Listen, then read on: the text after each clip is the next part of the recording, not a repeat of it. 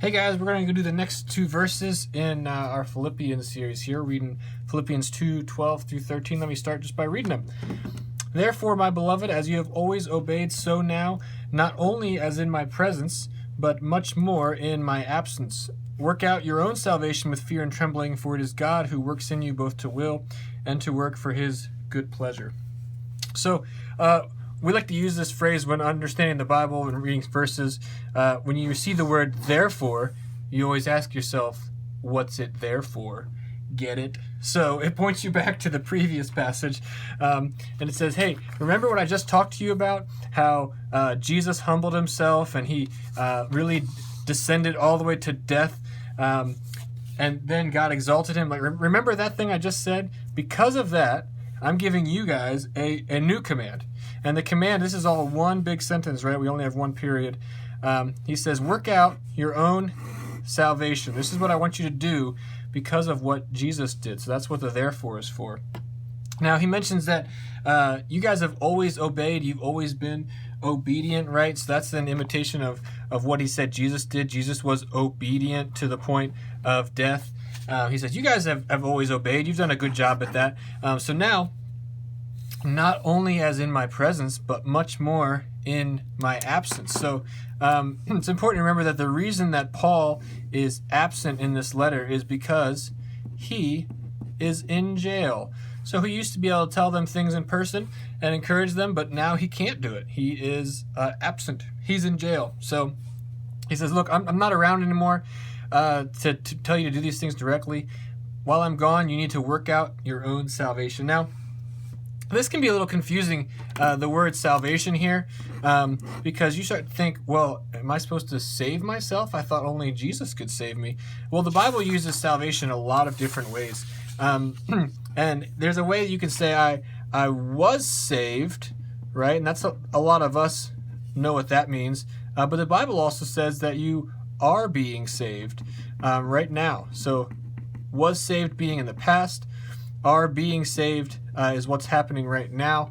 And then in the future, you will be saved. So you have this kind of past, present, future thing going on with the way the Bible talks about being saved. And what does it mean by those three ways it talks about it? Well, it's kind of talking about, one easy way to remember it is your relationship with sin. So in the past, when you got saved one day, God saved you from the penalty of sin, right? You're no longer going to hell. You're no longer looked at by God as someone who's sinful and wicked, but he sees you as righteous. That whole penalty, it's done. It happened once in the past. It's over.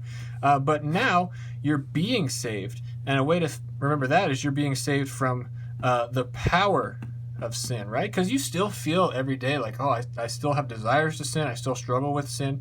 But you're constantly being saved. God's saving you right now from the power. And each day, sin has less and less power over you. And then someday, in the future, you will be saved. And you would say that you would be saved from the presence of sin, right? One day, when you die or when Jesus returns, you'll live with him and there will be no more sin anymore. There's no penalty, no power, no sin at all.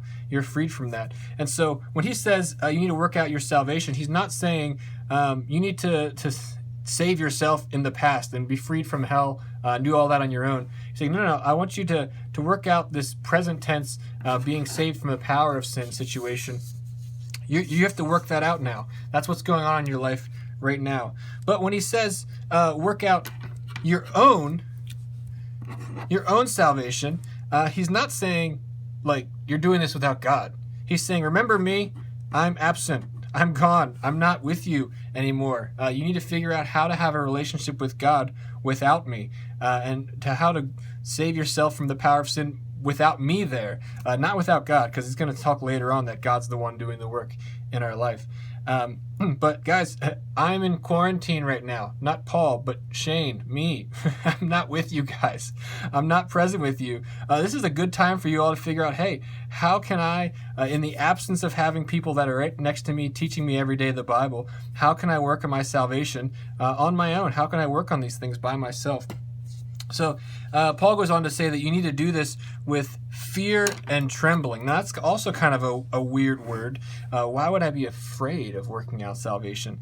Well, fear and trembling is actually a really good description of how you feel when you are in complete awe, right? When someone says something and it just makes your jaw drop and you're like, what? You're just amazed by it. It's actually a very similar experience to when you're terrified of something, right?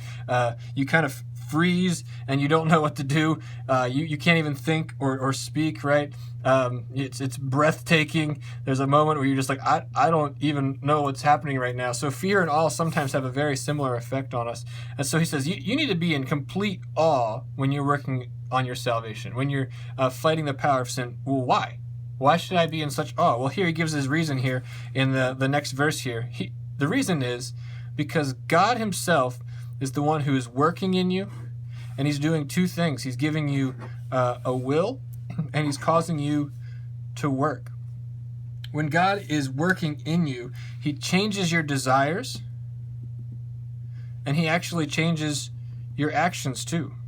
You can't wake up and cause yourself to have new desires. You won't wake up one morning and be like, yesterday I hated chocolate ice cream and today I love chocolate ice cream.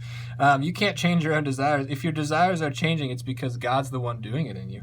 And so Paul's encouraging you and saying, hey, when you're working out your salvation, you should be in complete awe when these things happen. When you actually find yourself having new desires, and when you find yourself doing things differently than you did before, it should amaze you. Not because you're awesome, because it means God's present with you. God's the one who puts the fear and awe and trembling in you. He says, wow, God's actually doing something in my life. If you've ever done something outrageous, you've probably said the phrase, I can't believe I did that before. Like, I'm so ashamed of myself. How could I have done that? But if you've ever done something great that you didn't expect, you might say, I can't believe I did that. That was excellent. But it doesn't point back to you, right? The one who's working in you is God. He's the one doing it. So when you do something awesome or you have new desires and new actions, it should make you even have a greater awe and sense of how awesome God is and how he's changing you. So hopefully this was a little bit of encouragement reading these two verses for us this week.